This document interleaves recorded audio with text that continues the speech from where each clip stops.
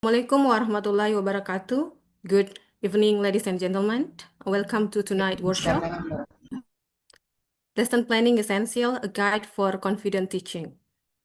My name is Rahma, and the moderator for this event. Thank you for joining us, everyone, in this fine evening. First of all, let me inform you the agenda for today's workshop. First, welcoming remarks from the Chief of MGMP. Second, group photo session.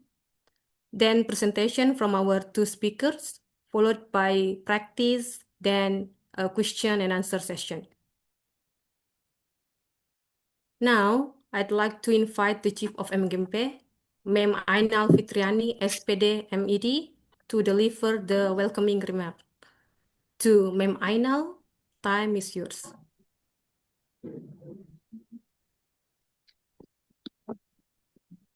Bismillahirrahmanirrahim. Assalamualaikum warahmatullahi wabarakatuh.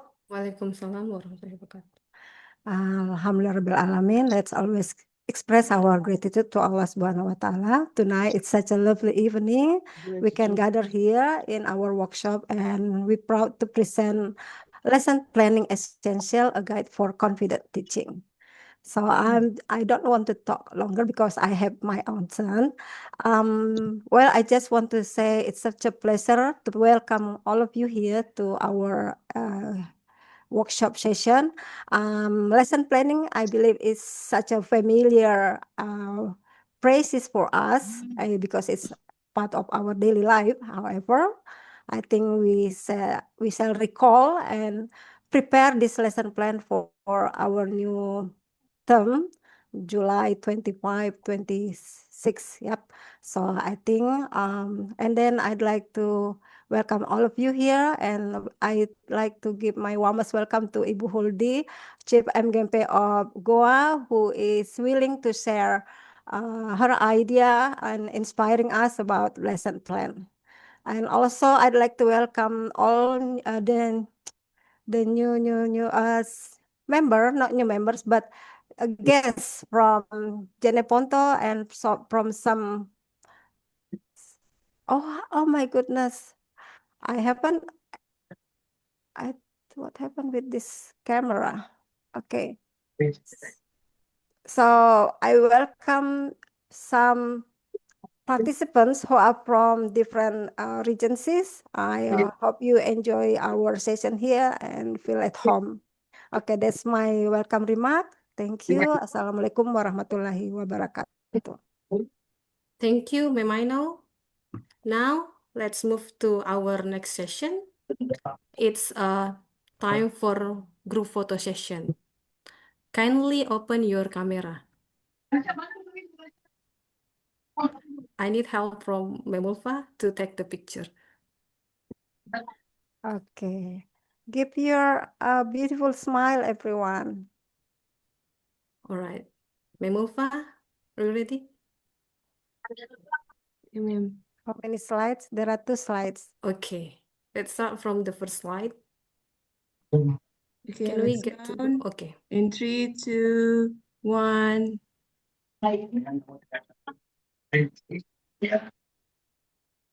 Okay.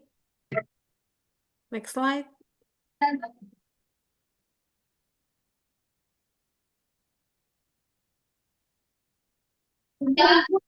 Memulfa. Okay, the next slide. In 3, 2, and 1.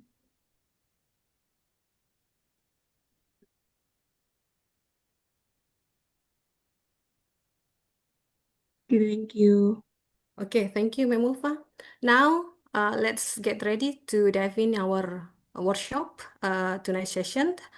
It will be more practical, insightful, and interactive. We have 2 fantastic speakers who will be sharing their expertise and guiding us through essential of lesson planning. First, let me introduce our first speaker, Mem Huldiana SPD MED. She graduated from University of Melbourne in 2009, currently serves as a teacher at SMA 15 Goa, a mentor for the in-service teaching professional development programs at Universitas Muhammadiyah. She's also the chief of English MGMP in Goa. She's been practicing in both national and international training. Now she'll be talking about the power of planning, why every lesson plan needs a plan. Okay, so without any further ado, may we welcome Ma'am Huldiana MED. Okay, thank you very much. Bismillahirrahmanirrahim. Assalamualaikum warahmatullahi wabarakatuh. How's everything going, Bapak Ibu? Alhamdulillah, all of us are in a very good condition tonight, and it is because of His blessing, I'm here, and I'm very glad, and I'm very truly excited to be here with you, Bapak Ibu, to discuss about how important a lesson plan before teaching. But before later on we talk more about this, I wanna because I see on the screen there are many my lovely friends here. Ibu Vidya, how are you? Ibu Lydia is here as well. Fine. Okay, a long Hi, time no see, ma'am. Ma'am Diana. Yeah, long time no see. Okay, miss you so much. I miss you so much. Yeah, thank you. So it is so great to see you all here today. I'd like to share my screen. Hi. Okay.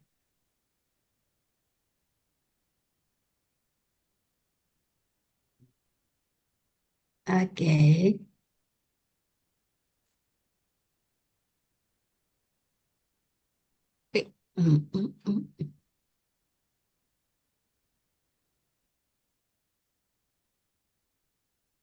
Okay. Okay, talking about lesson plan, I think it is not strange at all because Bapak Alois, I'm really sure that Bapak Ibu Alois write your plan before teaching. So why is every lesson should be planned? And how important is lesson planning to you, Bapak Ibu? Do you think that this write lesson plan before teaching is important to you? And how important is lesson planning to you? Does anyone want to share your ideas? Or maybe because you feel that I don't need lesson plan if I want to teach, so I don't need to write lesson plan because my class will be running well without having lesson plan. But do you think like that, or do you think that this lesson plan is important for you before this going to your class? So I just want to hear. I just want to listen, or we all here want to listen. According to you all, how important is lesson planning to you? Does anyone want to share your ideas? How important lesson planning? Me. Okay, thank you. Me. Okay, time is yours. Yes. Okay, thank you very much for this golden opportunity. I think how important is lesson plan to me. I think this is very important for me because this is our what we are going to do. I mean, what we are going to do in our class. We have to have a lesson plan first. For me, it is very important because this is one thing that I really need to prepare myself, of course, and then I prepare all the materials for my students. So I have to plan what we are going to present tomorrow, for instance, that what strategy or what the result that I'm going to achieve. That's the very important of lesson plan for me. Thank you very much. Okay, thank you, ma'am. So how do you feel if you don't have any plan and then tomorrow you're going to have a class. So how do you feel? For Sometimes I example, feel very confused in the class. Pas, pardon? Yeah, when I were going to teach in the class, but I happens have a lesson plan. Yes. I feel very sometimes I feel so confused. What Yeah. method, what should I do? Yes. Okay. Ma'am, Okay. ma'am, Yes, because ma'am, you don't have any idea, you don't have any plan, you don't have any Yeah, strategy that what strategy that you are going to apply in the class, and then what yeah, method, and then what material. That it means that you can confuse. You can confuse when you are in the class. So you don't have any purpose. You don't have any direction. That's why Pak make you confused because you don't have any plan. yeah, So yeah, yeah. how I agree. yeah. Okay, how about the others? ma'am, Masih ada yang ingin berbagi? ma'am, Yes? ma'am, I have a plan. Yeah. I have a lesson plan, but Yep. sometimes it doesn't meet my class condition. So that's why I Mhm. apply tiba masa tiba akal strategy. Mhm. But do you think Pak tiba masa tiba akal strategy? Do you think Pak okay your class is running well until the end? Sometimes it works well. Mhm. Terus bagaimana cara mengukur kemampuan siswa Bapak jika tidak menggunakan lesson plan? Ketika mereka mengangguk-angguk mengerti, I assume that my strategy running well. Oke, jadi anggukan itu berarti yang menjadi patokan standar bahwa pembelajaran saya berjalan dengan lancar, diterima oleh anak-anak, dan mengukur apakah peserta didik saya memahami atau tidak dengan anggukan-anggukan yang diberikan oleh peserta didik Bapak Ibu. Bapak maksudnya. Yeah, that's my apa ya? Ya. Ya, salah satu strategi juga berarti ini. Kalau misalnya anggukan kepala atau yang anggukan kepala yang diberikan oleh peserta didik itu menjadi standar ukuran bahwa, oh, anak saya, peserta didik saya memahami apa yang saya berikan. Iya, kadang-kadang, Mem. Tapi Iya. kadang-kadang juga anggukan kepala itu ternyata bukan karena mengerti. Paham? Ternyata pada tidur semua. Mengantuk. Oke, itu mungkin karena itu disebabkan karena lesson plan tidak di-planning dengan baik sehingga peserta didik hanya mengangguk tapi ternyata tidur ya. Oke, baik Bapak Ibu, terima kasih banyak atas idenya kenapa lesson plan penting sebelum kita masuk kelas. Oke. Kenapa kita harus memiliki lesson plan before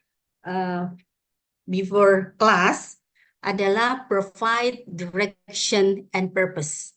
So without a lesson plan, teaching can lack clear direction.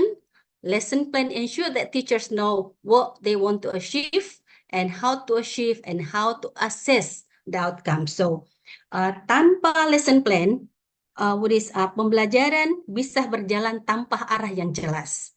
Nah, seperti yang Bapak kemukakan barusan bahwa mengangguk-angguk, tapi ada dua kemungkinan, apa memahami atau mengganggu karena tertidur rupanya. Tertidur tapi nganggukannya seperti ini. So, pembelajaran bisa berjalan tanpa arah yang jelas. So, rencana pembelajaran itu memastikan guru tahu apa yang ingin dicapai. Karena dalam lesson plan itu kan mulai dari identitas diri sampai evaluasi ada di sana. Jadi ketika Bapak Ibu merencanakan dengan matang, dengan arah yang jelas, dengan strategi, metode yang jelas di sana, berarti Bapak memastikan itu apa dan tahu apa yang ingin dicapai. So, bagaimana mencapainya?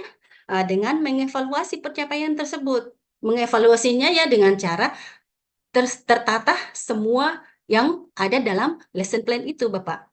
Nah, yang kedua adalah boost teacher confidence. Bapak Ibu ingat ketika kita disupervisi oleh pengawas. Ingat, dulu itu ketika kita disupervisi oleh pengawasan, sekarang sudah tidak disupervisi lagi oleh pengawas. Yang supervisi adalah teman sejawat atau kepala sekolah. Nah, meskipun demikian, kepala sekolah ataupun pengawas yang mensupervisi kita di kelas, confidence akan kita raih ketika kita memiliki lesson plan. Bapak Ibu bisa bayangkan ketika misalnya kita tidak memiliki lesson plan, tiba-tiba Pak Pengawas datang. Dulu ya, kalau sekarang mungkin teman kelas, teman-teman sejawat kita atau kepala sekolah yang mensupervisi, mungkin kita merasa bahwa lesson plan yang saya buat tidak akan strict dengan ketika pengawas saya datang. Nah, Bapak Ibu bisa bayangkan when our supervisor is in our school and then ingin mensupervisi kita di kelas and then we don't have any lesson plan, how do you feel Bapak Ibu? Kelabakan kan? Kelabakan, tidak percaya diri, deg-degannya luar biasa, seperti itu. So, teachers who come to class with a lesson plan, with clear plan, tend to be more confident. Itu pasti akan lebih percaya diri. Tenang, and then ready to manage classroom yang biasanya anggaplah misalnya classroomnya yang sangat dinamis, dan ketika kita memang memiliki plan yang sangat luar biasa, sudah direncanakan jauh-jauh hari, seperti ini mulai dari awal sampai akhir, itu akan benar-benar memberikan kita rasa percaya diri yang tinggi. So, lesson plan boost your confidence in the class. So, for teachers, it is very important for teachers when dealing with a complex topic, apalagi dengan topik yang kompleks, topik-topik yang agak lebih susah ya di kelas itu. Kalau kita memiliki lesson plan, insya Allah itu akan membantu ketika kita mengajar, dan itu akan membangun rasa percaya diri Bapak Ibu. Mungkin Bapak Ibu tahu, karena kita sudah mengajar sudah puluhan tahun, ada yang sampai 20 tahun, dan akan sangat bisa membedakan ketika we have a lesson plan and we don't have any lesson plan. So, save time and energy. I'm really sure that all of us do agree about this. Ketika kita punya good plans, itu akan prevent confusion. Jadi itu akan pasti menghindari yang namanya rasa bingung selama pembelajaran. So, avoid unnecessary repetition. Jadi akan menghindari pengulangan-pengulangan yang selalu berulang. Jadi ketika kita memiliki lesson plan, A sampai misalnya E, itu kan tidak akan terulang. Tadi sudah ini, kenapa kuulang lagi? Karena kita tidak punya lesson plan. Kalau kita punya lesson plan, mulai A dari A sampai Z, dan itu berurutan kita lakukan, itu akan save time. Sudah save your time and then also save your energy. Dan hasilnya adalah membuat the most, class time effectively. Jadi akan lebih berjalan dengan efektif. Jadi menggunakan waktu dengan sangat baik, tidak membuang banyak energi, terus mengulangi kegiatan-kegiatan yang berulang. So, next, ensures learning objective are achieved. Jadi, dengan planning yang sangat matang, setiap aktivitas atau materi yang digunakan itu pada akhirnya akan achieve competencies. Jadi akan mencapai kompetensi yang telah tertulis dalam kurikulum. So, support evaluation and reflection. Ini yang paling penting Bapak Ibu. Ketika misalnya kita habis mengajar dan tidak ada support evaluation and reflection-nya, kita tidak bisa tahu sejauh mana peserta didik kita menangkap dan memahami apa yang kita berikan. Jadi di setiap lesson plan, seharusnya you should membuat evaluasi dan reflection. Nah, dari sini kita bisa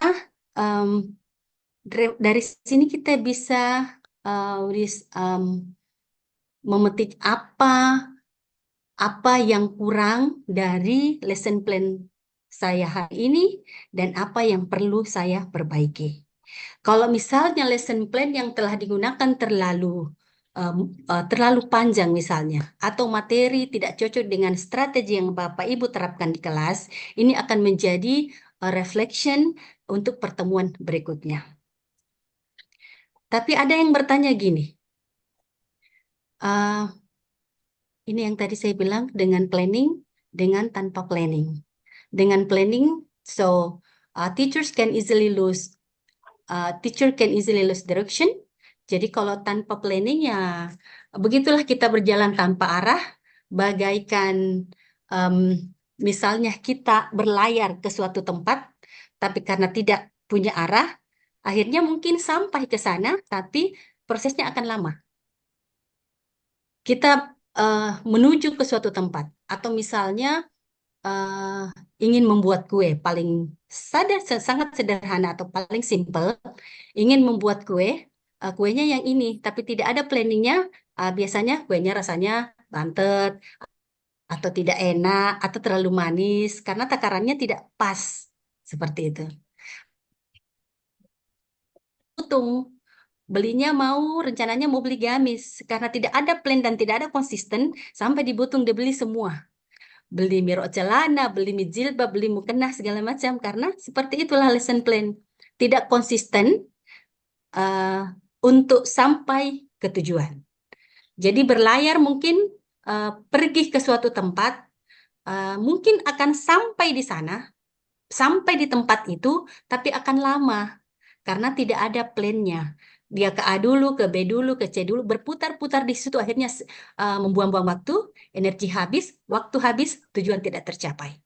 Oke, so earning objective may be achieved. Jadi ini objektifnya pasti kalau without planning ya begitu itu tadi mungkin sampai tapi tujuannya tidak tercapai. Oke, so classroom time become ineffective. So classroom waktunya tidak akan berjalan dengan efektif. So student may lose what is this? Interest or become confused. Karena kita berputar-putar, materinya tidak jelas, ya biasanya ya siswanya jadi tidak interest dan menjadi bingung. Dengan planning, teachers are more focused and professional.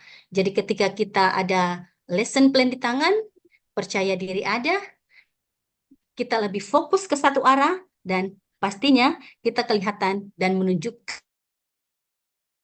profesional kita sebagai seorang guru. So lessons become structured and enjoyable. Jadi pembelajaran akan menjadi sangat terstruktur. Jadi mulai dari pembuka kelas, inti sampai penutup, dan ketika ada lesson plan tertulis dengan rapi, terencana dengan baik, so lesson plan akan menjadi sangat terstruktur dan enjoyable. So students feel that their learning is purposeful and meaningful. Karena kita mengajarnya dengan sangat terstruktur, materinya bagus, metodenya iya. Jadi pada akhirnya pembelajaran akan meaningful. So, Bapak Ibu, pernah kan kita membuat have you ever show off the lesson plan? Or have you ever deviated from lesson plan while teaching? Misalnya kayak gini loh. Kita sudah plankan A, yang terjadi di kelas B.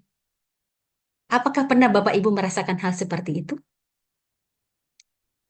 Okay, have you ever show off the lesson plan? Or have you ever deviated from your lesson plan while teaching?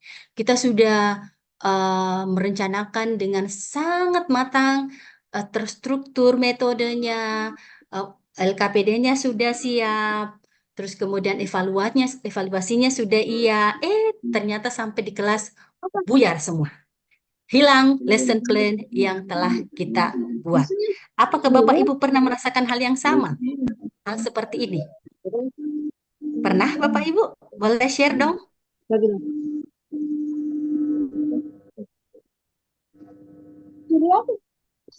misalnya ingin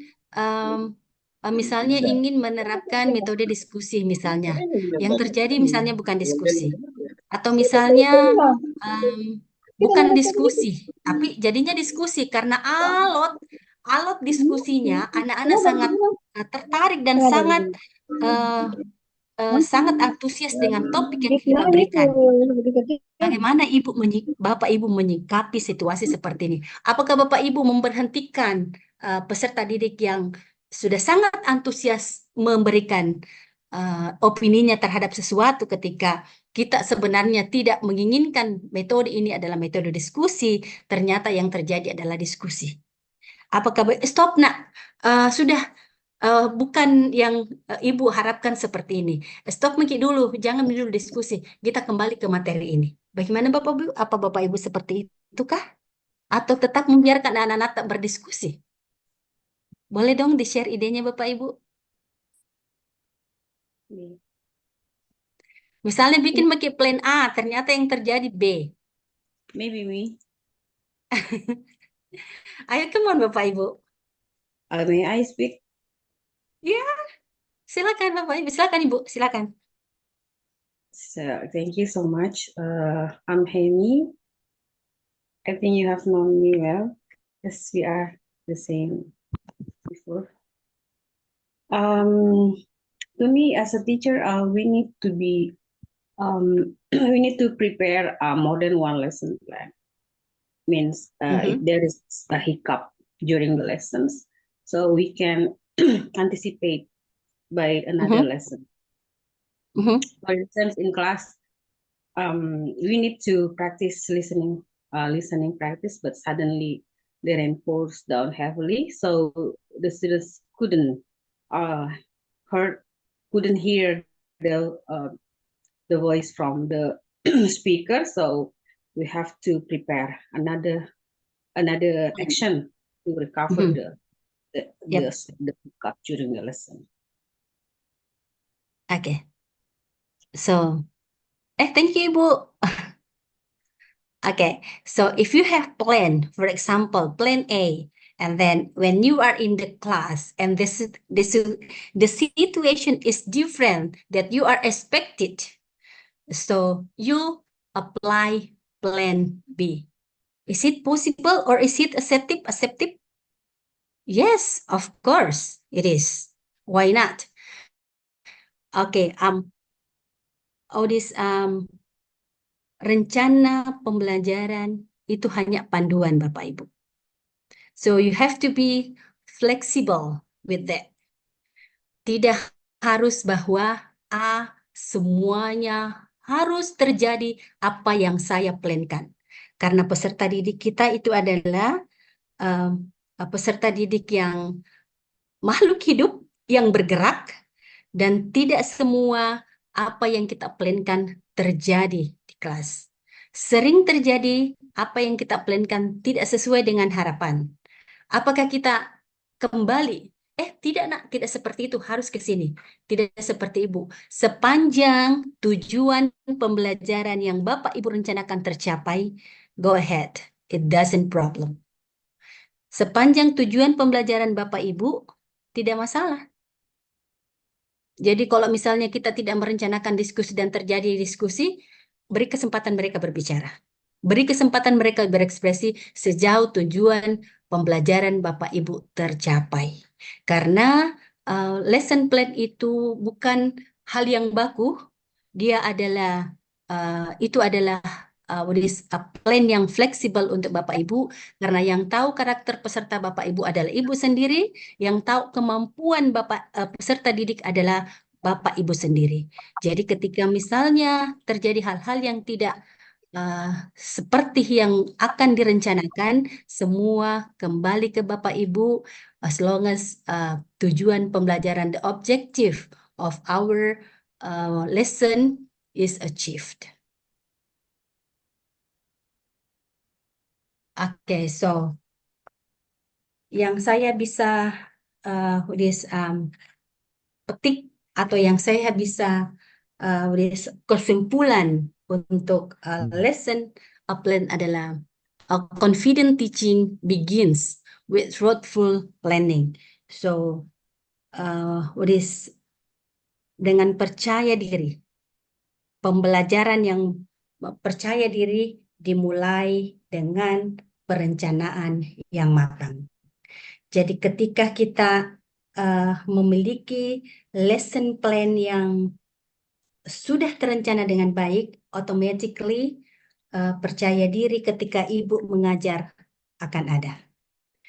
The second one is when you walk into the classroom with a clear roadmap, you create a space where deep learning thrives.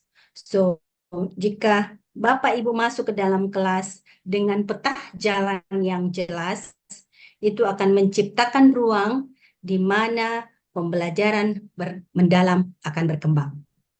Jadi ketika when you walk into this classroom with clear roadmap, itu dengan sendirinya akan menciptakan ruang deep learning atau pembelajaran bermakna akan berkembang. So the third is lesson planning is an extra work, but it is essential work. The more you plan with purpose, the more effective and empower you become as a teacher. Jadi semakin Bapak Ibu merencanakan lesson plan dengan tujuan yang ingin dicapai, the more effective. Semakin efektif pembelajaran and empower you become as a teacher. Dan semakin berdaya, semakin empower, semakin berdaya Bapak Ibu sebagai seorang guru.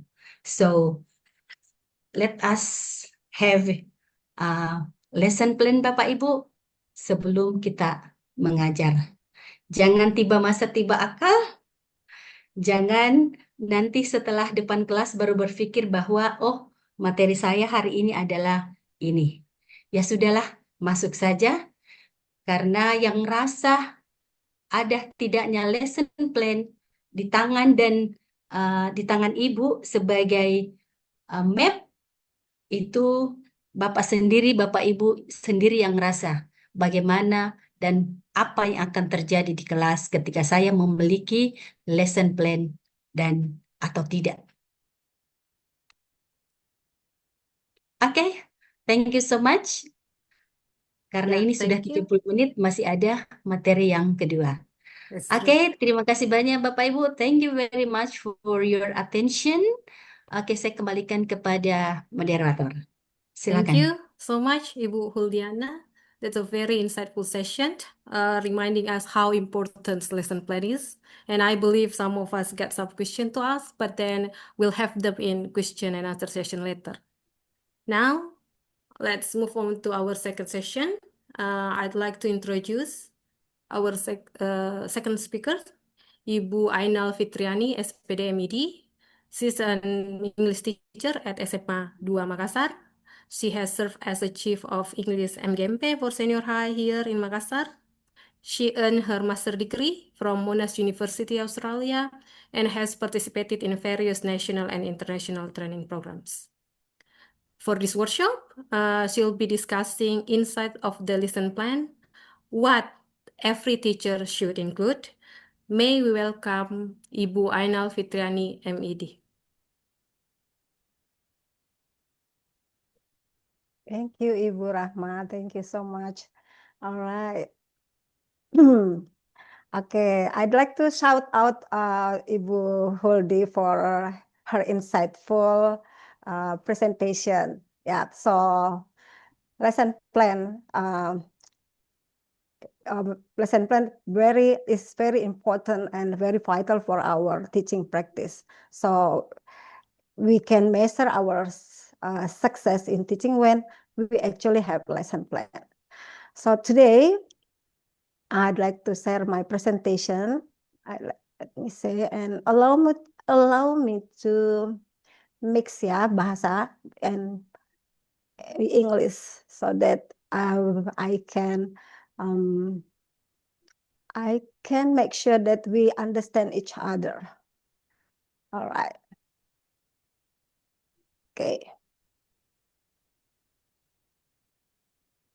So inside the lesson plan, what every teacher should include.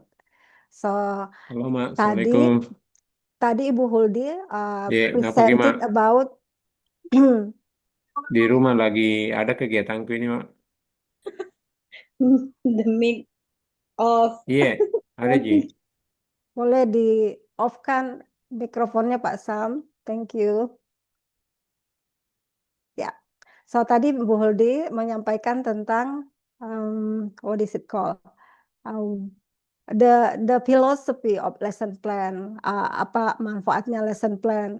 Kita masuk ke kelas pasti tanpa kebingungan kalau kita sudah punya rencana. So plan, do your plan and plan your lesson. Itu ya intinya.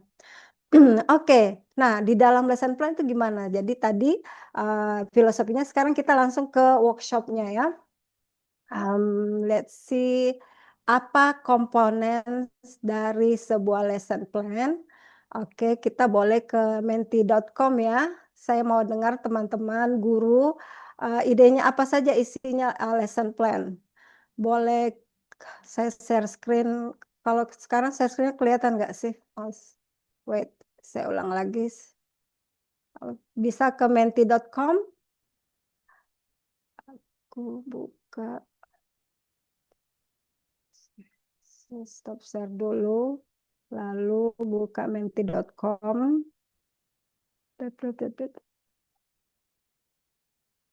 This one. Oke. Apa idenya? Kira-kira what must be included in a lesson plan? So please write as many as you could. Kodenya 549742116. Hope it work.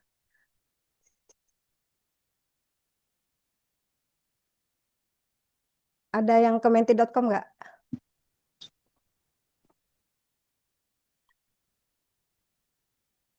Yes.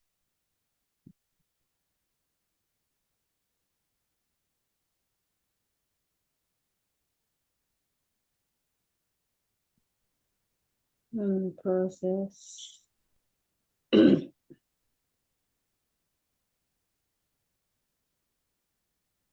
Berapa kodenya, Mem? 54974216. 97 5497 4216. 4216. Bisa terlihat di screen?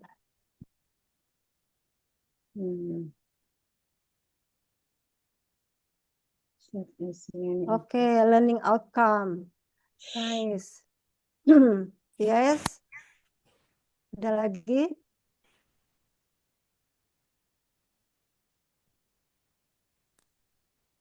Teman-teman yang lain, silakan. Kira-kira setiap ya learning objectives, oke.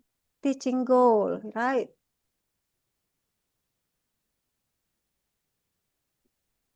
Come on, come on, come on.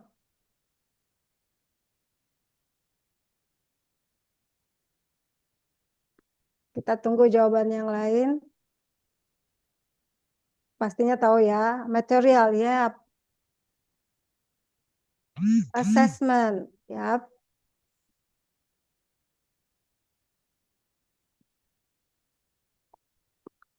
Ada lagi learning steps, ya. Oke. General information.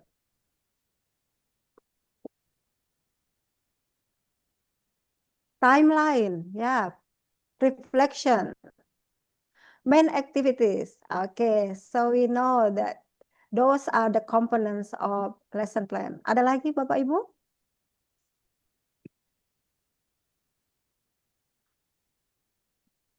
Okay. So, assessment, material, learning goals, teaching methods, ya.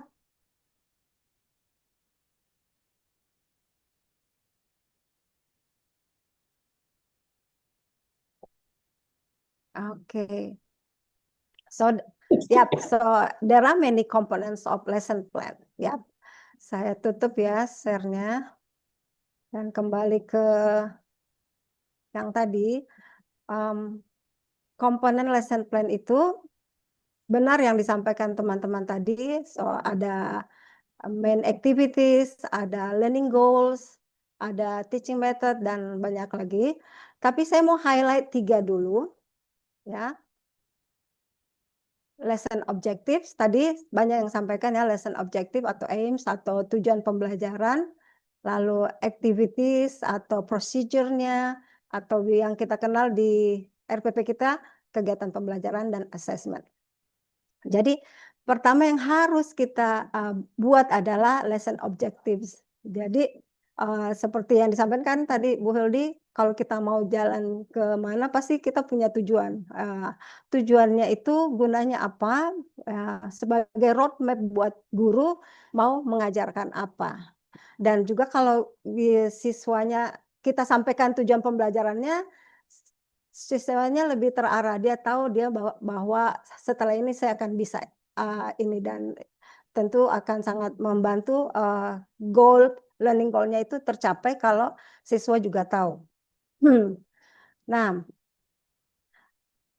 selanjutnya adalah activities dan kegiatan pembelajaran dan assessment. Ini semuanya terkait, dan ketika kita membuat lesson objectives, kita juga di situ akan terlihat juga, akan kita bisa gambarkan kegiatan apa. Demikian juga assessment. Lesson objective itu akan membantu kita mengetes atau mengetahui sejauh mana kita lesson objective itu tercapai. Tentu dengan prinsip bahwa apa yang diajarkan, apa yang diujikan adalah apa yang diajarkan. Oke, kita lihat lagi tentang lesson objective itu harusnya bagaimana. Oke, tadi sudah disampaikan.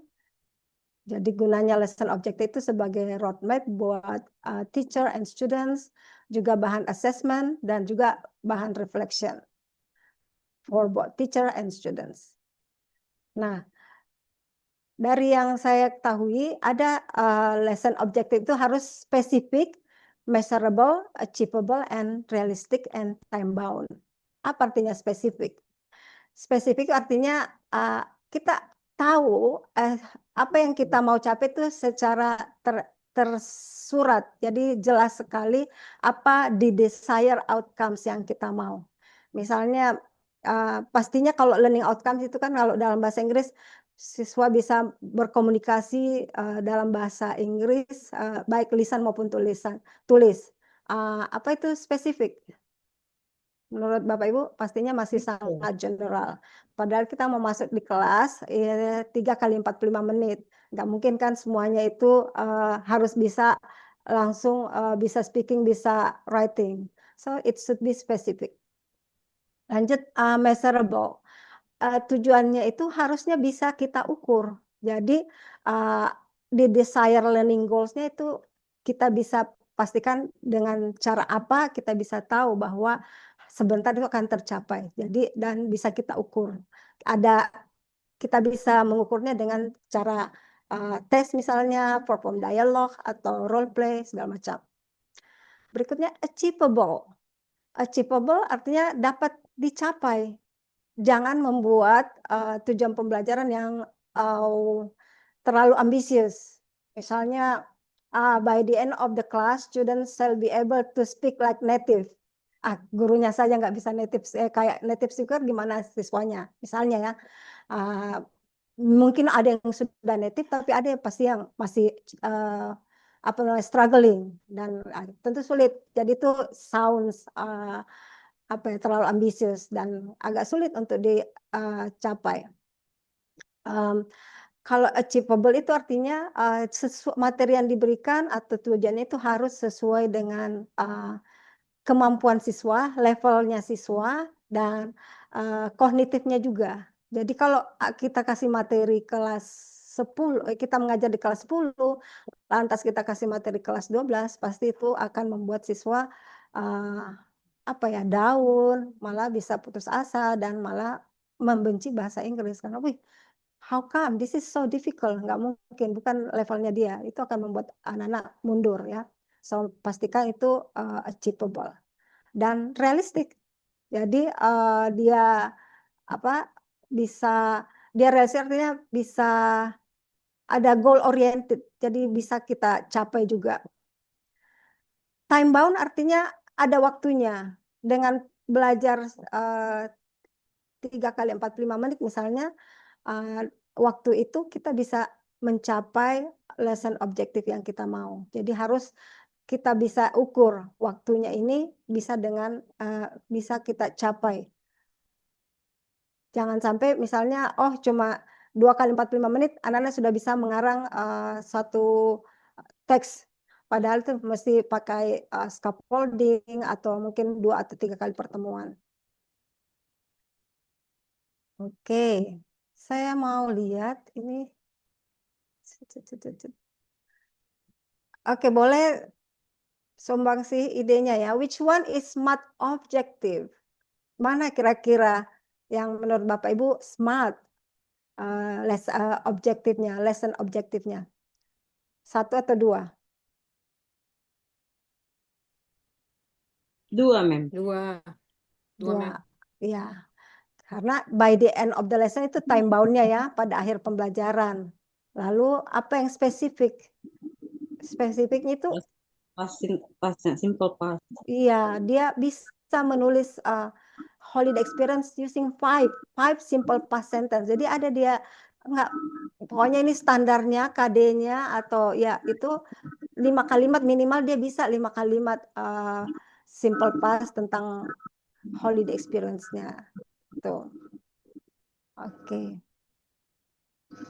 Selanjutnya bagaimana dengan kita akan belajar ya. Nah, dalam RPP kemarin yang kurikulum merdeka itu kita dan kemarin-kemarin juga sama caranya ya, menggunakan ABCD untuk merancang redaksi tujuan pembelajaran. ABCD itu apa? Ada yang tahu? Audience, behavior, condition, and Degree. Pintar, bagus. Nah, jadi kita mirip-mirip ketika membuat indikator soal ya. Dengan pendekatan berbasis teks, berarti ini kalau biru gini berarti apa? Behavior ya. Nah, condition ya. Jadi caranya dia pendekatan berbasis teks. Lalu audience siapa? Audience peserta didik. Audience orangnya kan, jadi dia hijau. Lalu behaviornya bisa apa? Menulis teks.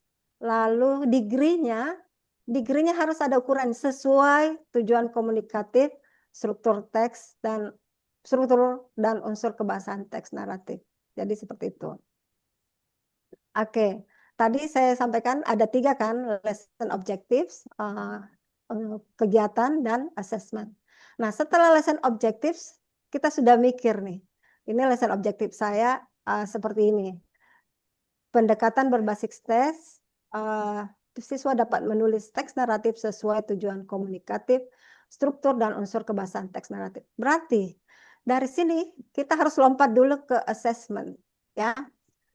Jadi ke assessment itu bagaimana? Kira-kira kalau assessmentnya itu nanti gimana cara mengujinya? Mengetes apakah lesson objektif kita itu sudah tercapai. Karena kita sudah buat lesson objektif bisa menulis teks naratif sesuai tujuan komunikatif, struktur dan unsur kebahasaan teks naratif. Boleh, saya nggak lihat chat box-nya di sini, apa saya terlalu, jadi ngomong aja. Variabelnya bisa Mem, grammarnya, grammatically or not. Terus dictionnya, historinya, terus content constructionnya. Oh iya, jadi berarti kita buat rubrik ya, Mem? Iya. Tapi soalnya kira-kira apa? Ini kan baru lesson objective, jadi kalau assessmentnya seperti apa? Apa yang dimintakan ke siswa untuk kita bisa ukur bahwa kita ini telah mengajar naratif menulis apa dia sudah bisa. Kira-kira tesnya kayak macam apa? Apakah dia speaking kah? Apakah menulis kah? Apakah melengkapi kalimat atau gimana? Complete the sentence juga bisa atau jumble paragraph. Oke. Ada yang lain? Oke, jadi completing sentences mungkin ya. Kita fokus di sini ya, Mem Heni. Menulis teks naratif sesuai tujuan komunikatif, struktur, dan unsur kebahasan teks naratif. Apa tadi behavior yang diharapkan? Apa? Ini ya. Menulis teks naratif. Teks naratif. Oke, jadi kalau kita buat asesmennya kira-kira seperti apa? Struktur. Benar. Ini ada pastinya mah Tell menulis. your could be tell your holiday, your past holiday or something. Holiday. Oke, kalau holiday kira-kira masuk naratif kah atau Recount. recount ya benar recount. Oke, menulis teks naratif. Naratif. Kalau ya, jadi kalau tujuannya adalah siswa dapat menulis teks naratif, berarti ujiannya nanti adalah siswa harus menulis teks naratif. Teks naratif kan legend, Iya, legend. Jadi kita bisa tentukan apakah bisa kita rewrite based on the text. Oke, boleh rewrite the story in your own words, boleh seperti itu ya. Atau kita bisa berikan gambar-gambar, mereka menuliskan. Paragraf. Ya. Nah, jadi mengapa harus kita pikirkan asesmennya untuk memastikan tujuan pembelajaran tercapai, strategi mengajar yang kita gunakan sudah tepat, atau mengkaji hal-hal yang harus diperbaiki. Ya, banyak cara ya, quizzes, question, peer atau self assessment. Ini kalau assessment lagi yang dibahas harus ada sesi lain lagi ya, agak lebih banyak lagi ini tentang assessment. Jadi ini cuma sekelumit saja. Lanjut, berarti setelahnya itu adalah procedure atau learning activities-nya. Baik, what to consider when planning the activities? Apa yang harus kita pikirkan ketika mau merancang kegiatan? Kita pikirkan pertanyaan seperti ini. Apakah kegiatannya itu sejalan dengan lesson objectives dan assessment? Ya, kalau tadi lesson objectives-nya adalah ini, ya kan? Kira-kira nanti ngajarnya apa? Itu yang dipikirkan. Sejalan enggak? Vocabulary dulu yang benar, vocabulary ya. Kita building knowledge of the field dulu ya. Oke, scaffolding dulu vocabulary. Apalagi Bu? Past tense. Oh ya, past tense. Yes. Ya, oke. Perlu juga apa sebelum menulis apa perlu dia tahu reading dulu, mungkin baca-baca sehingga tahu bisa paham bacaannya, lalu tahu vocabulary-nya, tahu strukturnya gimana ya. Ya nanti baru nanti ujian menulis. Jadi harus align, harus sesuai dengan lesson objectives dan assessment. Lalu kita pikir lagi, apakah enak di kelas kalau siswanya diam saja, nggak terlalu tertarik bekerja, karena kegiatan kita kurang motivating. Jadi harus dipikirkan bagaimana kegiatan kita itu bisa memotivasi siswa. Kasih live quiz. Ya, boleh. Apakah kegiatan ini engage the students? Jangan sampai kita cuma terus cuap-cuap kayak saya sekarang. Apakah tidak melibatkan siswa? Baiknya harus melibatkan siswa ya. Jangan sampai cuma mengajar terus menerangkan. Siswa tidak menulis, padahal tujuan kita adalah menulis ya. Ada activities contextual or relevant or analogical to real life situation. Jadi pastikan kegiatan mengajar kita itu bisa relevan. Anak-anak bisa, oh ya, relatable, bisa masuk di akalnya, bisa dianggap, oh ini bermanfaat. And then do the activities support the students' creativity and other 5 CS. Students creativity. Jadi pastikan pembelajaran kita itu dulu pernah sudah disampaikan ada FOSIS ya, ada apa namanya skill yang harus dimiliki di abad 21 misalnya creativity, tapi sekarang sudah ditambah lagi 6 ya, dari 4 jadi 6. Creativity, communication, collaboration, takut saya lupa, critical thinking and problem solving skills, lalu ada lagi citizenship atau kewargaan, dan terakhir adalah karakter. Itu. Jadi di sini tidak harus bahwa dalam satu pertemuan itu harus mengcover semuanya 6C, tetapi minimal ada creativity kah, atau critical thinking skills atau problem solving skills. Itu. Intinya adalah goal oriented. Jadi kegiatan kita itu memang ada tujuannya supaya bisa menulis misalnya, supaya bisa berbicara misalnya ya. Ingat kalau pembelajaran bahasa Inggris atau bahasa Indonesia atau apapun itu selalu tujuannya adalah ujung-ujungnya learning outcomes adalah siswa bisa berkomunikasi baik lisan maupun tulis. Tentu saja sesuai dengan level yang telah ditentukan pemerintah. Kalau kita misalnya SMA, nanti diharapkan kalau tamat SMA itu bisa B1. Jadi kalau kita di kelas 10 mungkin pre-B1. Jadi kita bisa belajar, pastikan anak mungkin mempelajari materi yang level A2 ke pre-B1, lalu mungkin di kelas 3 kita ke B1. Ya. Lalu, jadi kontekstual, joyful tadi supaya engaging, supaya motivating, usahakan anak-anak kita kasih materi yang menyenangkan. Meaningful, bermakna.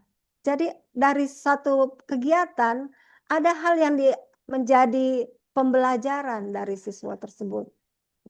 Let's say writing, lalu kita belajar bekerja sama dengan teman-temannya, lalu dia menulis secara berkolaborasi, lalu ternyata tulisannya bagus, itu bisa mengambil makna bahwa oh ternyata dengan bekerja sama kita bisa menghasilkan tulisan yang lebih berkualitas dibandingkan sendiri, itu misalnya ya.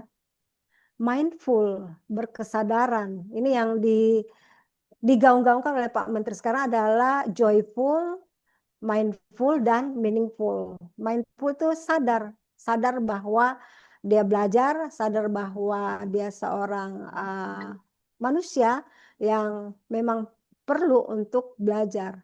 Jadi dia aware akan kegiatan tersebut. Nah, dalam learning activities itu tadi disampaikan teaching method ya tadi waktu kita brainstorming. Teaching methodnya itu bisa tergambar pada kegiatan kita. Apakah kita mau menggunakan PPP atau presentation, practice and production, atau mau menggunakan task-based learning, atau mau menggunakan genre-based approach. Itu semua akan tergambar pada learning activities-nya. Walaupun nanti di template-nya lesson plan itu bisa ditulis teaching methodnya. Tidak apa-apa, ditulis boleh tidak menurut saya, karena akan kelihatan dari kegiatan-kegiatannya. Cuma kalau buat pengawas mungkin dia senangnya ditulis, biar dia tidak terlalu membaca kegiatan-kegiatannya. Tapi syukur ya, supervisinya itu sekarang bukan lagi dari pengawas, tetapi bisa dari kepala sekolah, bisa juga dari teman sejawat yang mungkin yang secara pengalaman lebih banyak daripada kita. Saya kasih contoh misalnya ini kayak partai ya deh. Jadi ini pendekatan presentation, practice and production itu kita bisa gunakan ketika mengajarkan language, vocabulary, atau language function. Seperti ini kegiatannya, jadi dia punya sintaks sendiri ya. Jadi dia presentation dulu ya. Tentunya kita mau mulai dengan warm up activity ya. Ini ada tujuannya, to engage and activate prior knowledge. presentationnya to introduce new content, lalu to reinforce learning through control activity. Jadi mungkin di sini dia fill the gap, ada promptnya, baru kita lengkapi, lalu mereka latihan. Lalu ketika mereka paham, sudah mulai production to apply learning independently in prior activity. Lalu wrap up, itu ya. Selanjutnya, kalau genre-based approach, ini yang sering kita lakukan, genre-based approach. Pembelajaran berbasis teks. Karena selama ini selalu kita perkenalkan ini naratif, ini recount. Berarti kita menggunakan prinsip pedagogi genre-based approach. Bagaimana memulainya adalah seperti ini, building knowledge of the field.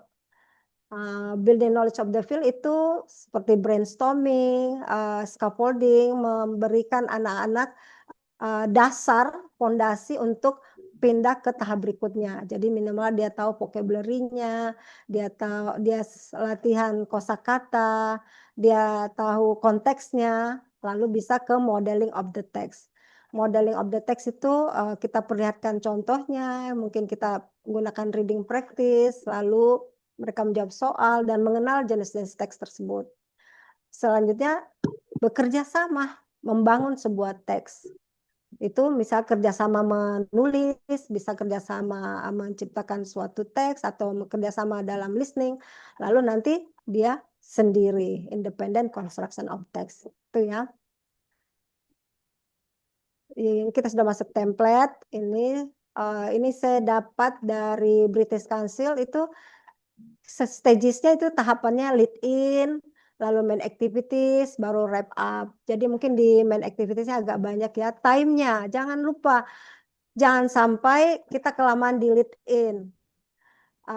Lead in juga penting, makanya tetap kita sisihkan waktu 5-10 menit untuk membawa siswa ke konteks itu, untuk membuat anak-anak nyaman.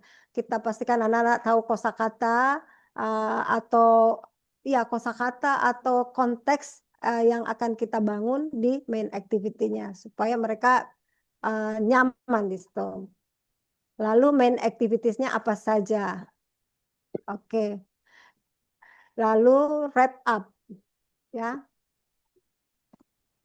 Nah, di sini boleh kita kalau mau lebih detail kita mau tulis teacher activities-nya apa, student activities-nya apa di lead in supaya memonitor, jangan sampai kebanyakan kegiatan guru, baiknya student activities are more dominant than teachers, so that the learning is much more learner center ya. Lalu ada interaction. Interaction itu jangan sampai cuma teacher student, tapi harusnya ada student and students, ada group work, ada pair work, gitu ya. Nah, sebagai ini saya perlihatkan yang masih kurikulum Merdeka, saya pikir sama saja ya. Jadi lesson plan komponen seperti ini, ya ini seperti ada istilah-istilah yang mungkin baru, nama sekolah tahulah ya, kompetensi awal. Nah di kompetensi awal ini adalah hasil dari asesmen awal. Jadi kalau kita memberi assessment, lalu dari situ kita mungkin tahu, oh anak kita ini sudah tahu sejumlah kosakata terkait hobbies misalnya. Oh anak ini sudah tahu kosakata, sudah tahu struktur teks naratif, sudah tahu tujuan-tujuan komunikatif dari beberapa teks naratif. Yes. Lanjut, profil pelajar Pancasila. Nah, yang kurikulum Merdeka itu diharapkan ada pada saat mengajar ada mungkin salah satu atau dua profil pelajar Pancasila yang diharapkan kita bisa bangun di situ. Misalnya gotong royong atau kreatif, gitu ya. Atau yakin kepada Tuhan Yang Maha Esa. Oke, target peserta didik maksudnya kelas berapa, fase berapa, apakah siswanya ini semuanya reguler atau kita di situ ada berbagai macam siswa, misalnya siswa reguler, need support students, dan high achiever. Model pembelajarannya seperti apa? apakah mau menggunakan pembelajaran berbasis teks misalnya atau kolaboratif ya, cooperative learning. Dan tekniknya apa? Teknik itu yang lebih dasar ya, apa? Jigsaw, think parser, Gapfill. Biasanya dalam satu pembelajaran bisa beberapa ya, bisa dicantumkan di sini. Dan skillnya, ingat, dalam satu pertemuan itu skill apa yang mau di-highlight? Apakah reading atau listening, ya, atau speaking atau writing. Lalu di komponen inti ada tujuan pembelajaran, pemahaman bermakna. Sini pemahaman bermakna adalah lesson learn dari kegiatan pembelajaran kita hari itu. Ya, apa yang mereka pelajari? Bukan di sini pelajari grammarnya atau kosakatanya ya, maksudnya moral value dari suatu kegiatan. Let's say paling gampang kalau misalnya naratif, misalnya ada satu dongeng, terus ada moral value-nya. Oh, ternyata kita tidak boleh tamak. We shall not be a greedy person. Itu masuk pemahaman bermakna. Pertanyaan pemantik. Sebenarnya pertanyaan pemantik itu berada di kegiatan pembelajaran di bagian lead in, ya. Tetapi ini sepertinya pemerintah kita ingin kita meng-highlight pertanyaan pemantik di sebelum kita mengajar. Jadi dia ingin ini loh, pastikan ada perception, ada pertanyaan yang bisa membuat anak-anak aware atau berpikir tentang topik yang kita sampaikan. Apa persiapan pembelajaran? Oh ya, apa yang mesti disiapkan mungkin ya. Lalu masuklah di kegiatan pembelajaran seperti tadi ya. Bagaimana kegiatan pembelajaran itu tergantung Bapak Ibu teknik apa yang ingin digunakan, metode apa yang menurut Bapak Ibu pas untuk mencapai tujuan pembelajaran yang telah Bapak Ibu tetapkan tadi. Saya tambahkan anticipated problems. Kalau misalnya kita menulis nih lesson plan, kadang juga kita memikirkan bisa jadi ada masalah, misalnya ada yang cepat selesai. Kira-kira gimana menyelesaikannya? Atau ada anak yang tidak mau bekerja sama dengan siswa tertentu. Kita bisa antisipasi ya. Kita mungkin mesti pikiran bahwa mungkin kita harus nasihati atau mungkin kita menyerah saja atau memindahkan dengan teman yang dia suka. Tapi menurut saya kita usahakan anak-anak bisa blend dengan teman manapun ya. Differentiation-nya bagaimana? Sama dengan anticipated problems, misalnya ada siswa yang betul-betul ternyata tidak selevel dengan siswa rata-rata. Berarti kita harus kita beri sedikit fasilitas kepada anak yang lemah. Misalnya dengan memberikan clue ya untuk jawabannya, atau kita beri prompt, seperti itu. Assessment tadi sudah dibahas, pengayaan dan remedial, oke. Apa kira-kira pengayaan untuk yang siswa yang high achiever ya, dan gimana remedial buat yang belum sampai pada KKM.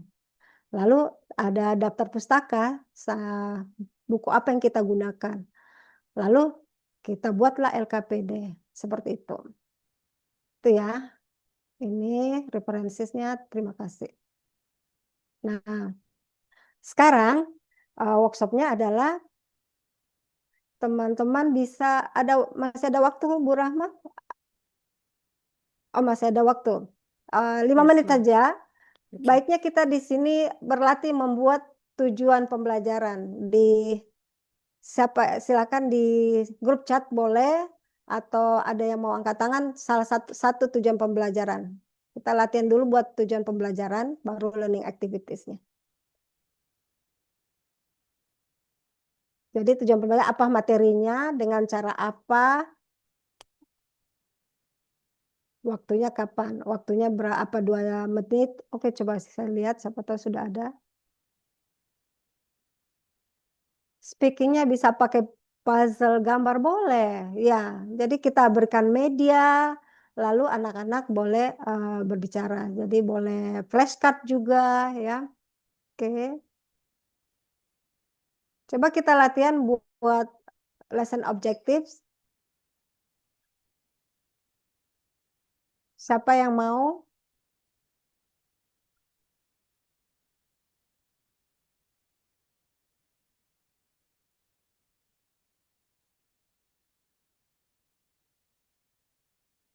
Boleh raise hand boleh?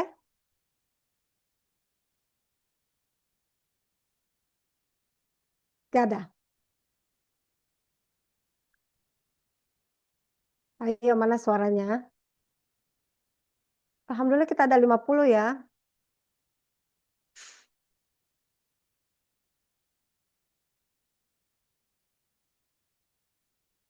Oh, apa kita perlu breakout room, Mem Rahma? Siapa tahu teman-teman mau kerjasama untuk membuat lesson objectives. Oh, okay, ma'am. Wait.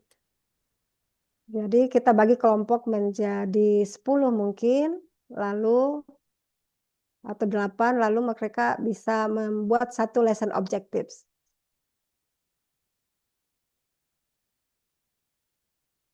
Okay, baik, ma'am. We are going to have 10 breakout rooms for listening objective.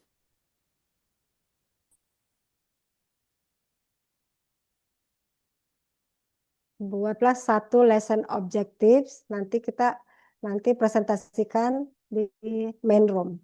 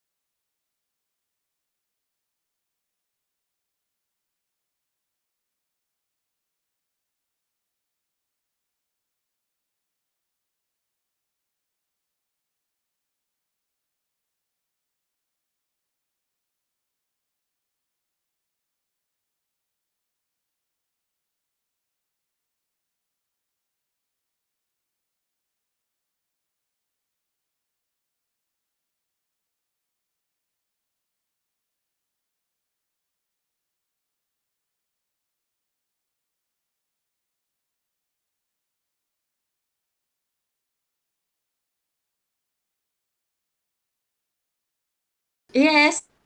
Oke. Jadi kalau materinya greeting misalnya, jadi tujuan pembelajarannya itu untuk meng-create kok live breakout sih. Disuruh Kak Liv. Belum, harus cepat. 1 menit lagi. 1 menit lagi. Jadi kalau gimana kalau greeting? Ih, mana teman tak lagi Bu Nur? Ya, halo Mem. Sendiri Ki. Keluar ke Mem tadi, keluar. Oh ya, gabung. Silakan kerjasama ya. Ikut ya Mem, cuma kurang sehat kah?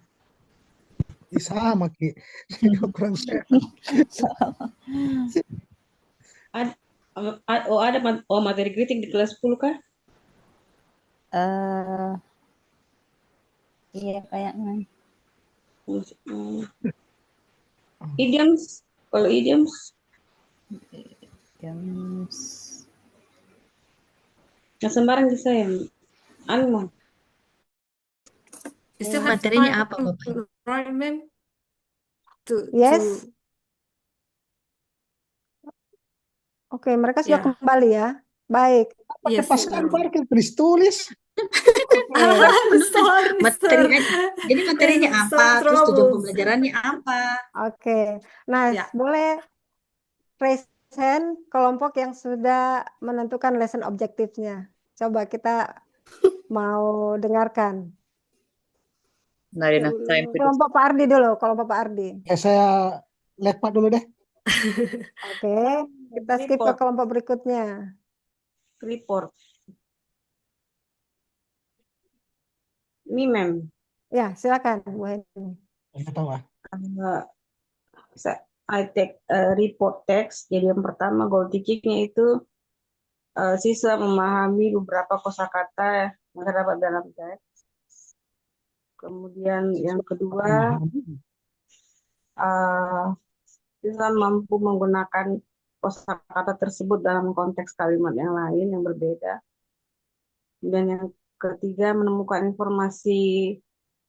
ide utama informasi rinci berdasarkan isi teks secara tersurat maupun tersirat.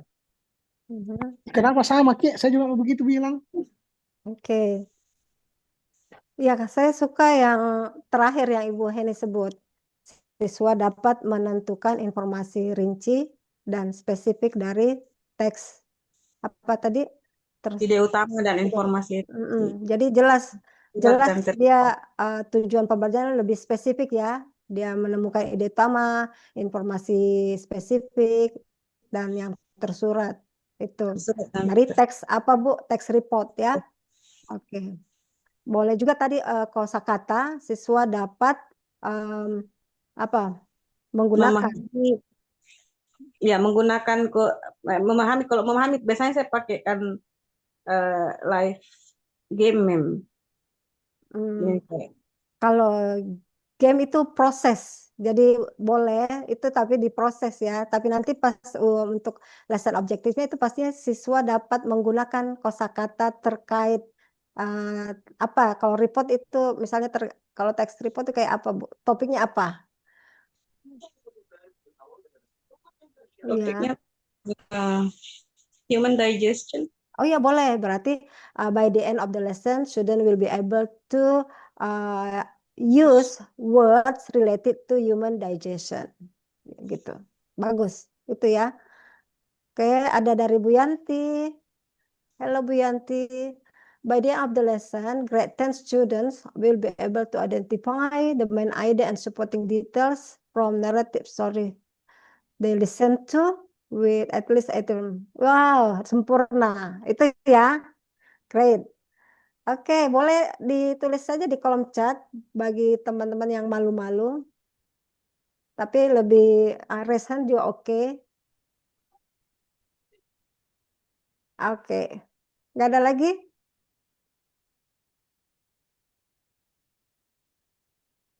Malu-malu kan sedih.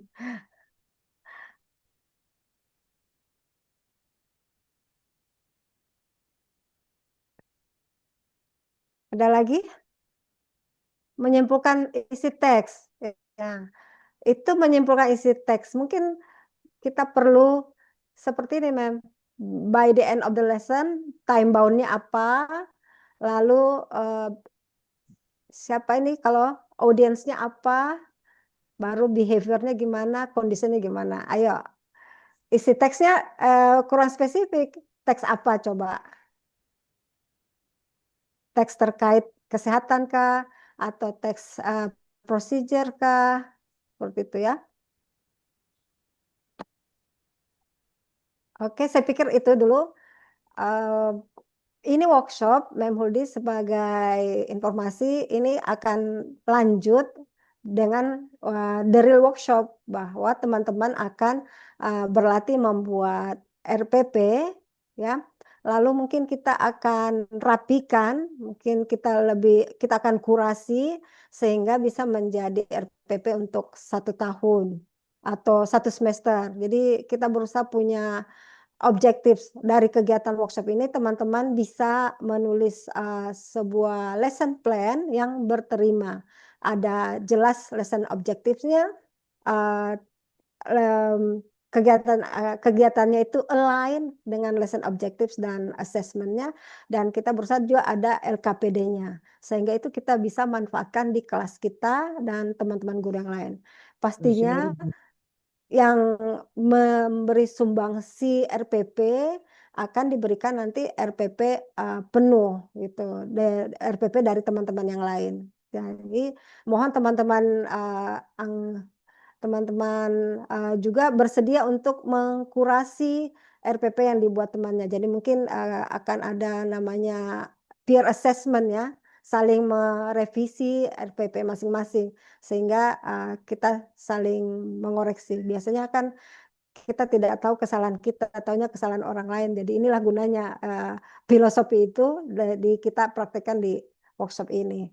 Itu. Saya pikir mestinya tadi saya end dulu presentasi saya baru praktik, tapi sudahlah. Student can identify and use imperative words correctly in procedure test. Oke, bagus, bagus.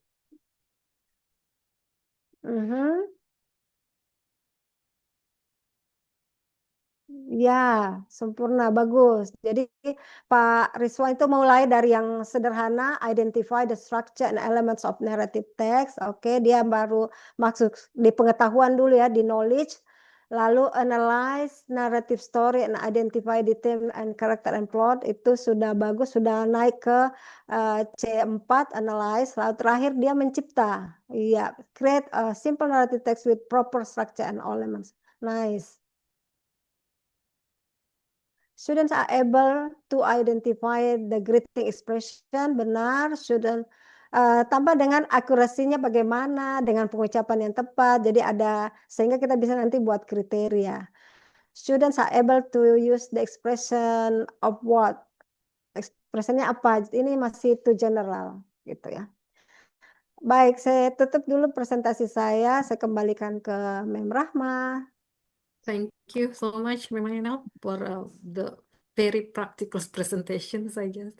Okay, now we'd like to open the floor for a question and answer session for both speakers, for the first presentation and the second one. To all the participants, if you have any questions, please feel free to type it in the chat box, or you may raise your hand and we'll give you the opportunity to speak directly. Okay, we'll have 10 minutes for the session. Yes, please. Me, perhaps. Okay. I just thank you so much. I just want to know the significant difference of free curriculum and deep learning. What's the significant difference, ma'am? Oke, siapa yang mau jawab? Bu Huldi maybe?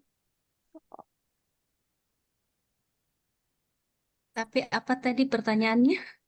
The significance, difference. Berarti yang paling penting dari apa perbedaan mendasar dari kurikulum merdeka dan deep learning. Oh, kurikulum merdeka dengan deep learning. Oke.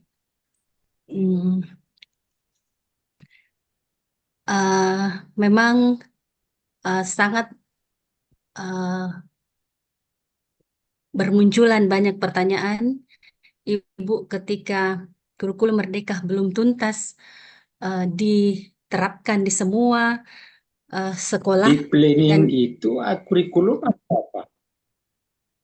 Dia baru pendekatan. Deep learning itu bukan kurikulum, Pak. Iya. Iya. Deep learning itu bukan kurikulum, jadi ketika kurikulum merdeka belum terserap di semua sekolah dan berganti lagi, yang didengung-dengungkan sekarang adalah deep learning, sebenarnya tidak ada yang mendasar perbedaan di antara keduanya, karena tidak bisa dibandingkan karena ini two things yang berbeda gitu. Satunya kurikulum, satunya adalah pendekatan. Gitu. Jadi kalau yang kita masih sangat minim deep learning yang didengung-dengungkan itu, tapi sebenarnya itu tidak minim juga, karena untuk deep learning itu saya kira sudah semua terapkan di kelas. Cuman kita tidak tahu bahwa, bukan tidak tahu sih, training yang didengung-dengungkan itu sebenarnya sudah kita laksanakan di kelas. Sudah sering pasti, karena yang namanya pembelajaran bermakna itu ketika kita misalnya kayak gini loh, yang dikatakan itu pembelajaran bermakna kalau menurut saya ketika kita mengajarkan misalnya past tense dan siswa atau peserta didik mampu menuliskan past tense dan tulisan itu adalah kegiatan sehari-hari yang dia lakukan ketika misalnya menuliskan pengalamannya kemarin. Kan recount kan, saya ke sini berlibur gitu, terus menuliskan semua pengalaman itu sudah masuk di planning, sudah masuk di bermakna karena peserta didik benar-benar memahami dan mengetahui apa itu recount dan mampu menuliskannya dan mampu mengaplikasikannya dalam kehidupan sehari-hari. Jadi sekali lagi ini kurikulum Merdeka dengan deep learning adalah tidak bisa dibandingkan karena satu kurikulum, satu pendekatan. Jadi pendekatan ini adalah bagian daripada kurikulum. Terima kasih. Kalau menurut saya begitu, Memanel bagaimana?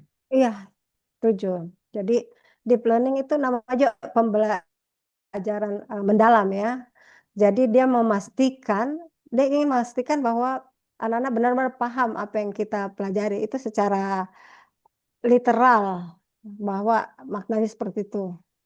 Cuman dia ingin tadi ada tiga moda yang dia, bukan moda istilahnya, 3 prinsip bahwa pembelajaran itu harus bermakna, berkesadaran, dan menyenangkan.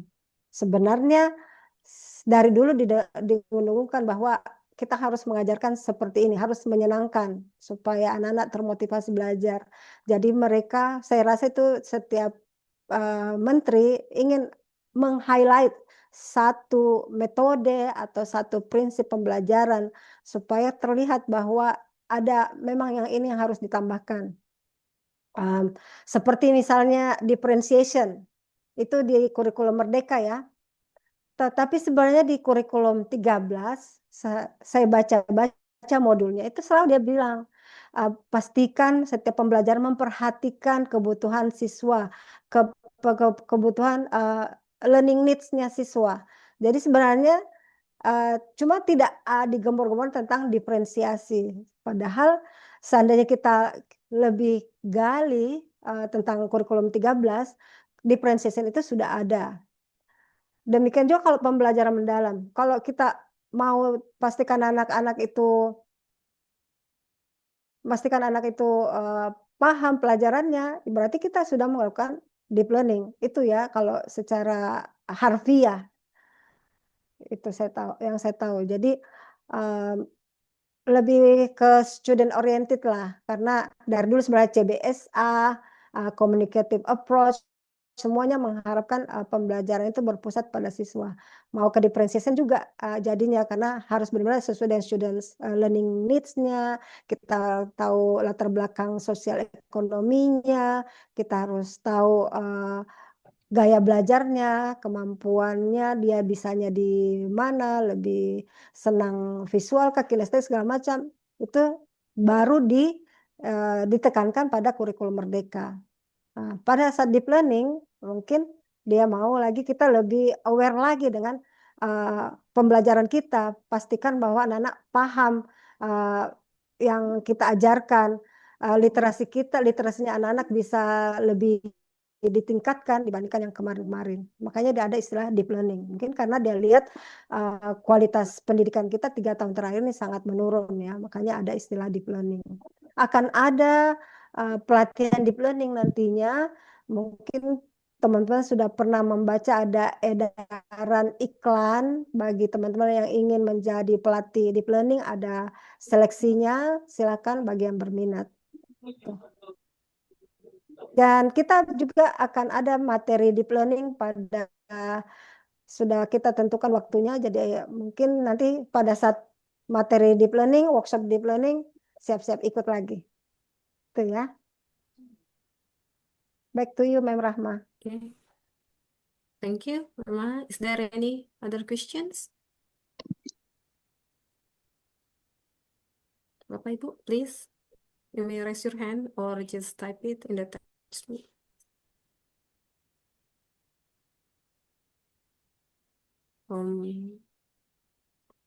No more questions. Oke, ada di chat itu, Mem. Sudah boleh dibaca kiriman dari Mem Hera. Oke. Oh yeah, I Boleh got baca. another one as well from Ibu Yusniati, but then this is related to the file of the materials, ma'am. Is it possible for them to get the materials, the presentation Yeah, of materials? course. Yes, yep. Okay. Oh yeah, we will share the files later. Any other question Mestinya ada kuis ya, related Mem to? Rahma ya, karena ada yang bertanya, misalnya kita yang bertanya. But we are not preparing Okay, for that. Well, you are lucky then. prepare for that. Yeah. Ma'am, Yes. may I ask a very simple question? I just Please do, wonder. ma'am. Yes, ma'am, please. Okay. If I'm not mistaken, I've heard about deep learning. We do not use the term peserta didik anymore. Mhm. If I'm not mistaken, we start to use murid again from all jenjang dari TK, SD, SMP to SMA. Back to And basic. yeah, if I'm not mistaken, yeah. Is there any change in? I mean, how we say that in English? We still use students or pupil? Pupil. Okay. So this is a very technical question, yeah, ma'am. Yes. Okay. In my opinion, that's depend on us, yeah. If we want to say peserta didik, we have to keep saying peserta didik. So we have to be consistently using peserta didik. If you want to say siswa, okay, use siswa. Gitu. Does it answer your question, ma'am? Excuse me. Is it okay? I mean, can we use that in a formal occasion? I mean, like when we make our RPP. Yeah, the word peserta didik, right? In English. Maksudnya memang students. Apakah kita menggunakan students atau pupil? Gitu. Karena kan di deep learning, di deep learning ini berganti peserta didik menjadi murid. Nah, apakah nanti di RPP atau di lesson plan kita itu apakah ditulis pupil atau students? Kalau menurut saya sebaiknya mungkin tetap kita menggunakan students karena students itu bisa mewakili semuanya. Bisa studentsnya bisa murid, studentsnya bisa peserta didik, studentsnya bisa siswa. Ya kan? Jadi karena selama ini yang terpatri di otak kita kalau pupil itu berarti murid. Murid itu biasanya untuk anak SD. Kalau murid itu untuk anak SD, karena ini sudah puluhan tahun kita menuliskan kata murid ini khusus untuk SD, SMP adalah siswa dan dengan semakin ke sini berubah menjadi peserta didik. Nah, untuk satu kata students itu kalau menurut saya sih bisa mewakili untuk semuanya gitu. Jadi kalau pupil ya kesannya kayak gimana gitu ya. Kalau saya sih gitu menurut saya. Selama ini saya tetap menggunakan students, Ibu. Oh iya. Thank you, ma'am. Saya sampai saat ini juga masih senang siswa atau students. Tadi saya membaca chat dari kepala sekolah, Camur sudah menunggu, Camur calon murid. Sempat saya kepikir jamur ya. Jadi selama belum dilarang kita pakai student saja. Ya nggak boleh. Oh iya, Iya betul. Saya selama ini telah menggunakan students PMI6. Ada lagi? Any more questions? Good things we are English teachers, ya, man. Just students. Okay. Any other question?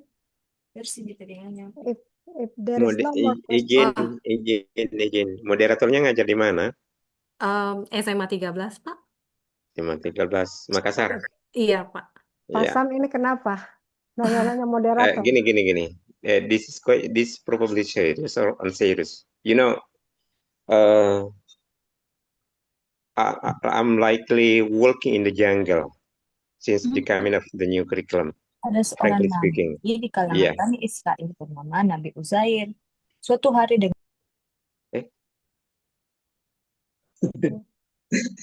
Again, Yes, Pak. It's mute. Ah ya. Ya, ketika di apply new curriculum ini, jujur sampai sekarang saya masih buta. Ya. No, sekitar kalau tidak salah 3 bulan 4 bulan yang lalu pertemuan di SMA berapa gitu. Saya meminta sekali dengan sangat. Can anyone become an example of using those strategies applied in the new curriculum?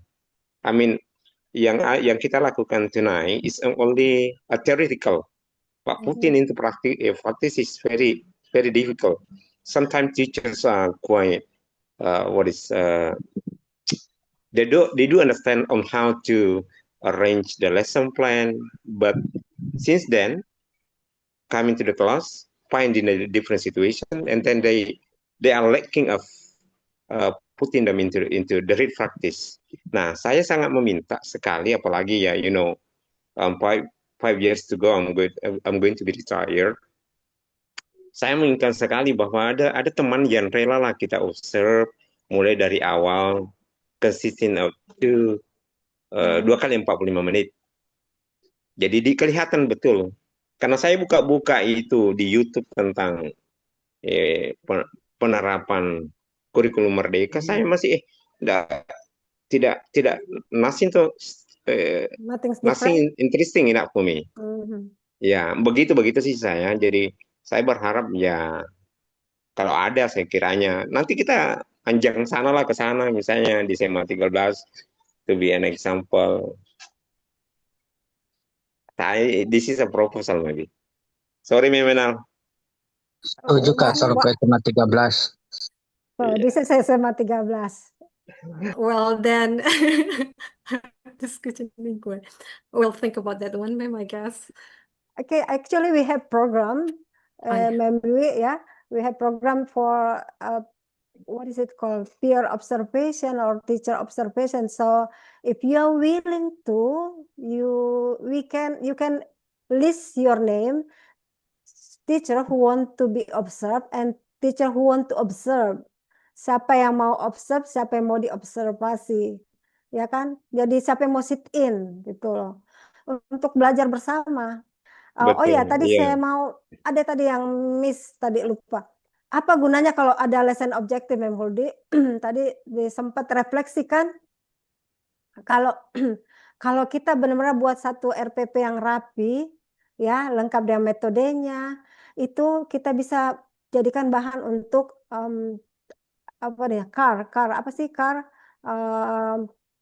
classroom action research. Jadi saya biasanya menulis RPP itu random, ya.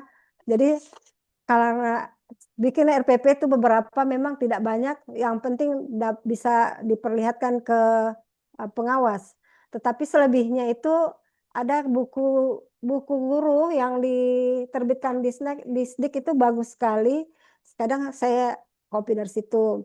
Kadang juga saya create my own, tapi catatnya cuma coret-coret saja di buku, ya. Jadi tidak sempat didokumentasikan. Nah, padahal terus tiba-tiba hasilnya bagus. Jadi kan seandainya tadi saya tulis, akan lebih gampang lagi buat saya untuk menulis PTK. Jadi begini, saya mau ajak teman-teman, ayo kita buat satu RPP yang berdasarkan best practice-nya kita, yang mungkin pernah kita lakukan tapi kita tidak sempat tulis. Jadi ini kayak RPP itu kita record, kita catat itu kegiatan kita, ya. Nah, setelah itu kalau sudah rapi, kita lakukan sebagai penelitian tindakan kelas. Nanti tulis hasilnya bagaimana. Itu penelitian tindakan kelas pakai siklus beberapa kali digunakan, kita refleksi apa yang diperbaiki. Nanti pelan-pelan kita bisa membuat best practice, Bapak Ibu. Saya bermimpi kita juga punya antologi hasil tulisan-tulisan kita, hasil praktek baik kita, karena kita sudah ber-MGMP, itu ya. Gimana? Can I share a little Jadi bit, ma'am? yes, Yeah. Yeah. Assalamualaikum warahmatullahi wabarakatuh. And ya thank you, silakan. ma'am, for the chance. Iya. Glad to see you in this midnight MGMP, where we normally do the MGMP in the afternoon. Now we are going to do MGMP in the evening. But that's great. I really love it. I'd like to share a little bit what I got. I used to teach in one of the English course, and what Pasam mentioned just now, that's what we did it last time. Jadi kami pernah melakukan kegiatan-kegiatan seperti namanya video taping. Jadi sebenarnya kami punya di lembaga kami dulu itu kami diwajibkan semua guru, karena kita sebelumnya di training selama 3 bulan dengan membuat sebuah lesson plan yang sesuai standar, karena kami juga menggunakan buku yang memang didesain sedemikian rupa oleh para guru-guru di sana, para guru-guru senior yang sudah mendesain. Lalu kami di training merujuk pada buku-buku tersebut dengan model lesson plan yang tadi Mem Ainal sudah sebutkan, yang sangat mirip sekali dengan lesson plan yang kami desain 20 tahun yang lalu, sangat mirip sekali. Jadi kami sudah membuat lesson plan yang apa yang Ainal jelaskan tadi, itu sama mengingatkan saya pada lembaga kami yang dulu yang kami sudah desain lebih dari 10 tahun yang lalu. Lalu dalam kegiatan kami sehari-hari itu guru-guru itu diobservasi. Dari setiap 3 bulan sekali kami punya supervisor masuk di kelas mengobservasi apakah ada sesuatu pengajaran yang sejalan dengan materi yang telah dituangkan dalam buku kepada siswa, dan semua komponen-komponen penilaian mengingatkan saya dari apa yang tadi paparkan semua.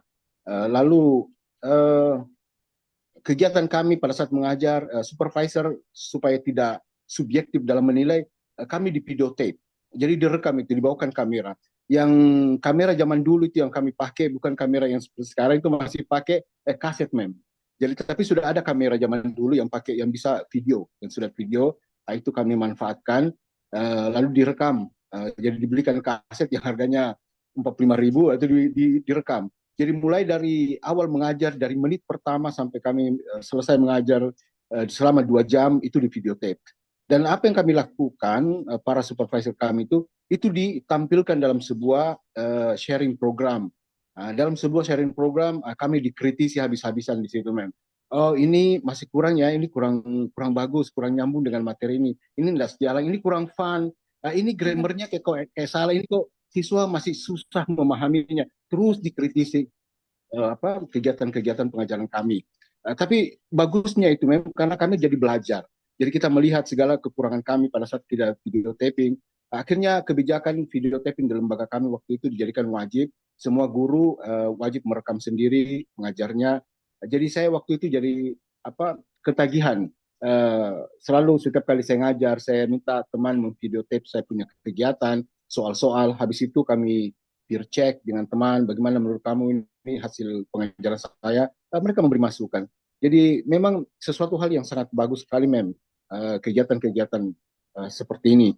Malah mungkin apa yang disarankan Pak Sam tadi, bahwa satu contoh ditampilkan dalam sebuah video, itu memang akan jadi akan sangat enak sekali, karena mungkin ya artinya bukan tujuannya untuk mencari kekurangan, tapi kita belajar dari kekurangan. Dan saya pun juga tidak dari pengalaman kemarin itu awal mulanya memang terasa kayak kayak jadi beban. Waduh, kita ini dibantai habis-habisan. Tapi terus kami dimotivasi bahwa sebenarnya bukan ke situ arah pembicaraannya. Tujuan video taping tidak ke arah situ, tapi memang betul-betul ingin meningkatkan professional development kita sebagai seorang guru. Jadi bukan mencari kekurangan atau kelemahan, karena memang guru nggak ada yang sempurna. Tapi kekurangan itu kita terus belajar dan kita terus memperbaiki agar memang yang namanya sebuah lembaga yang berorientasi pada siswa kan, kalau siswanya senang kan siswanya akan datang lagi ke lembaga itu, lalu itu memberi income bagi kami di lembaga. Jadi memang betul-betul struggling kami untuk menyenangkan siswa baik dari segi pengajaran maupun dari segi secara emosional dan lain sebagainya, itu betul-betul kami rasakan. Itu yang sedikit kami bisa share, Ma'am. Thank you. Baik, baik. Oke, Bu Rahma boleh langsung saya tanggapi? Ya, silahkan. Oke, jadi semoga teman-teman di ruangan ini sepakat mau diobservasi atau mau mengobservasi. Jadi saya dan Bu Rahma bakal menjadi list nomor 1 dan 2 ya. Bu Rahma, Pak Sutrisno, dan teman-teman yang lain. Supaya apa? Bisa jadi kita buat video, mungkin ada perbaikannya, lalu kita perbaiki lagi. Itu sudah bagian dari kelas action research. Jadi kita punya dokumentasinya. 1. Kedua, bagaimana? Professional development kita. Guru kita ini, kita sekarang on the spot ya. Kita on the spot ini ada kemarin teman-teman pasti banyak yang bergabung dengan rapat dengan Pak Kadis ya. Setelah itu saya tindak lanjuti dengan rapat dengan teman-teman Ketua MGMP. Apa PR-nya kita dari Pak Kadis, Bapak Ibu, bahwa kita harus meningkatkan kualitas pembelajaran kita. Kita harus meningkatkan kemampuan anak-anak berbahasa Inggris. Sehingga tentunya kualitas mengajar kita yang mesti diperbaiki. Terus ada dalam kesempatan ini saya menyampaikan ada 2 program yang harus kita lakukan, yaitu 1 English Day. Ini belum English Day itu sudah pernah ada edarannya dari kepala dinas yang dulu Pak Iwan, Pak Setiawan. Surat edarannya tidak pernah dicabut, tapi karena mungkin Pak Kadisnya sudah nonaktif, Pak Iwannya makin kurang semangat juga kita melakukan English Day-nya. Jadi saya berharap nanti di tahun ajaran baru, mari kita sama-sama menggerakkan English Day-nya. Jadi kita teman-teman guru bahasa Inggris berjuang di sekolah, melaksanakan kegiatan English Day, memastikan dalam 1 hari teman-teman guru, siswa, warga sekolah menggunakan bahasa Inggris. Akan kami lanjutkan lagi itu language function yang menjadi highlight untuk dipelajari, untuk dipraktikkan setiap hari Senin. Itu 1. Kedua, hasilnya adalah mari kita menjadi guru instruktur fasilitator bahasa Inggris untuk teman-teman guru non bahasa Inggris. Kita ajarkan language classroom. Nanti banyak ungkapan-ungkapan language classroom yang bisa teman-teman guru bahasa Inggris, guru non bahasa Inggris yang mereka bisa kita ajarkan, ambil waktu saat briefing.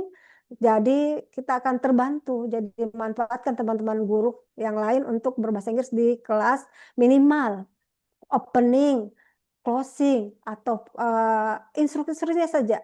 Saya kira yang pernah menjadi guru pada saat ada sekolah RSBI pernah merasakan bahwa guru-guru yang lain juga menggunakan bahasa Inggris, walaupun cuma instruksinya saja. Pada saat mungkin menerangkan dia pakai bahasa Indonesia, tapi tidak apa-apa. Lalu manfaatkan juga guru P3K yang masih muda. Guru P3K yang masih muda saya yakin punya bahasa Inggris minimal basic. Jadi bisa kita bantu ingatkan untuk berbahasa Inggris. Apalagi ada yang bilingual. Itu ya, jadi English Day. Kedua, English Camp. English Camp itu sepertinya Pak Gubernur suka dengan English Camp dan kita harus melaksanakan English Camp.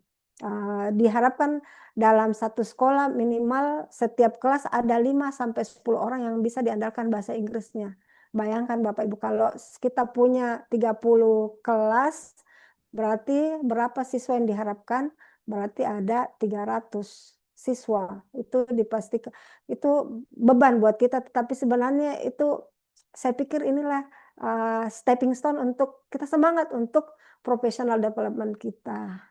Ya. Siapa tahu ini jalan kita untuk lebih baik menjadi guru. Insya Allah dengan mengembangkan professional development, rezeki kita bertambah, berkah, ya, makin disayang sama Tuhan. Okay, thank you, Ma'am Ainals. Actually, we have some questions in the textbook. Do you think we still have time for that? Ya, ada deep learning. Maybe we'll skip to. Because there is another session for deep learning. Okay. So Bu Fadlia wait for the session ya. Oke, kita tutup ya, Bu. Okay. Ya, saya pokoknya sebelum Bu Rahma tutup, saya mau mengucapkan terima kasih, apresiasi buat teman-teman. Sejauh ini kita ini yang terbanyak mungkin karena via Zoom ya. Jadi kita ada 48 tadi 50 orang. Saya ucapkan terima kasih atas atensi Bapak Ibu. Thank you so much. Thank you juga buat Ibu Huldi. Mungkin terlempar ya. Are you still there, ma'am? I'm still here, ma'am. Oh ya, thank you for the knowledge today. Saya terima kasih ya. Jangan sungkan-sungkan kalau jangan bosan kalau kami MGP ngajak Ibu untuk bergabung di sini. Oke, terima kasih. Saya juga mengucapkan terima kasih banyak telah diundang di sini dengan partisipan yang cukup banyak, dan setelah mendengar semua keinginan-keinginan dan harapan-harapan teman-teman guru di SMA Makassar, saya jadi pengen, semoga guru-guru, teman-teman guru saya di Goa juga akan bisa seperti ini. So inspiring, Bapak Ibu. Langsung membara rasanya semangatku malam ini, Memanal. Terima kasih banyak atas undangannya. Dan sering-sering diundang Kak juga jadi partisipan deh. Terima kasih. Oke, Bu Rahma, back to you. Finally, we are coming to the end of our workshop, Lesson Planning Essentials, a guide for confident teaching. Thank you so much for your kind participation. I'll see you in the next MGMP event. Thank you, Bapak Ibu. Welcome. Thank you, ma'am. Thank Thank you. you. Thank you, ma'am Sharifah, for the good presentation. I'm also from staying Shout out in buat Bu Goa. Rahma. Udah keren jadi moderatornya.